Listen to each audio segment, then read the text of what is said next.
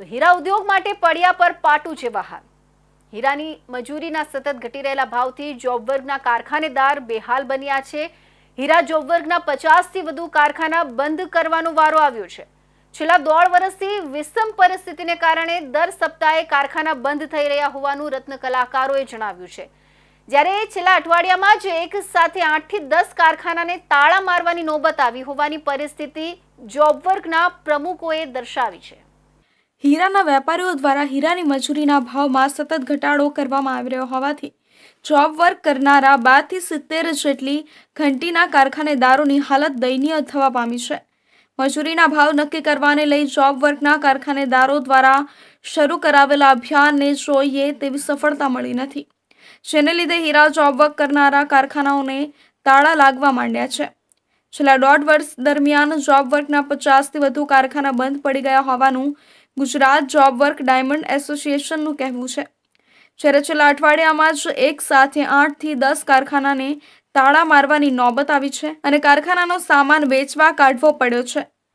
દિન પ્રતિદિન પરિસ્થિતિ ખૂબ ભયાનક બની રહી હોવાથી જોબ વર્કના કારખાનેદારોની સાથે રત્ન કલાકારોની પણ હાલત કફોડી થવા પામી છે।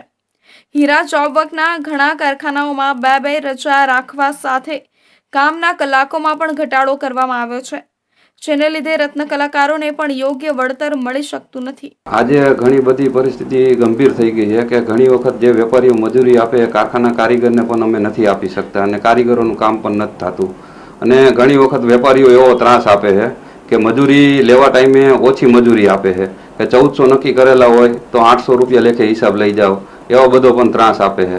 નાના કારણે કારખાનાવાળાને ઘણા બધાને કારખાના બંધ કરવા પડે છે અને સારા સમયમાં જ્યારે માલ બનાવવાનો હશે ને ત્યારે કારીગર જ નહીં મળે, મોટો અભાવ બનશે અને વારંવાર નુકસાનીનો પ્રશ્ન ખરેખર કામ કરે એની નુકસાની કાપવામાં આવતી જ નથી કે લેબરના કાયદા મુજબ છે ને કોઈ જગ્યાએ મજૂર પાસેથી લેબર કાપવામાં આવતી નથી કે કારખાનેદાર પાસે કાપવામાં આવતી નથી।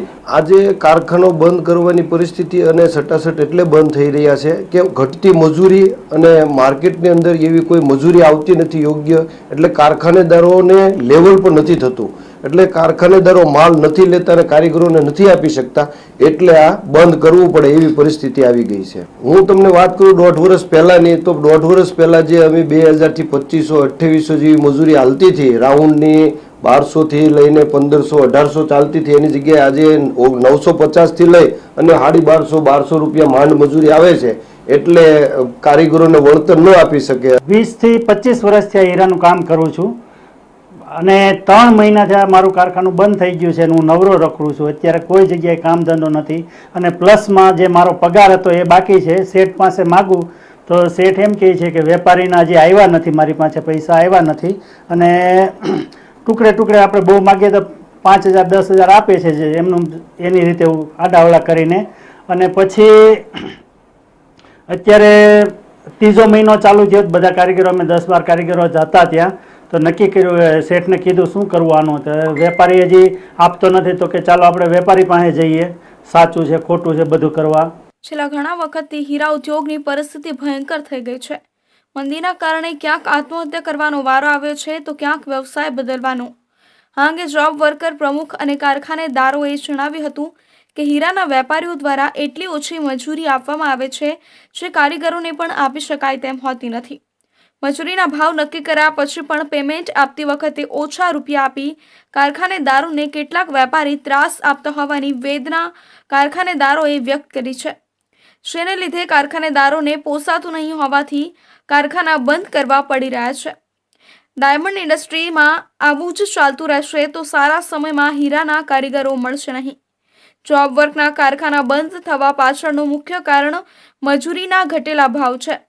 1.5 વર્ષ અગાઉ જાડા હીરાના રાઉન્ડ શેપમાં મજૂરી 1800 થી 2400 રૂપિયા હતી, જ્યારે ફેન્સીમાં 2000 થી 2800 હતી અને પાતળી સાઇનના હીરામાં મજૂરીનો ભાવ રૂપિયા 1200 હતો, જેમાં વેપારીઓએ ધીરે ધીરે ઘટાડો કરી રામિડ શેપમાં રૂપિયા 800 થી 1000, ફેસીમાં 1000 થી 1400 અને પાતળી સાઇઝમાં રૂપિયા 500 કરી દીધો છે।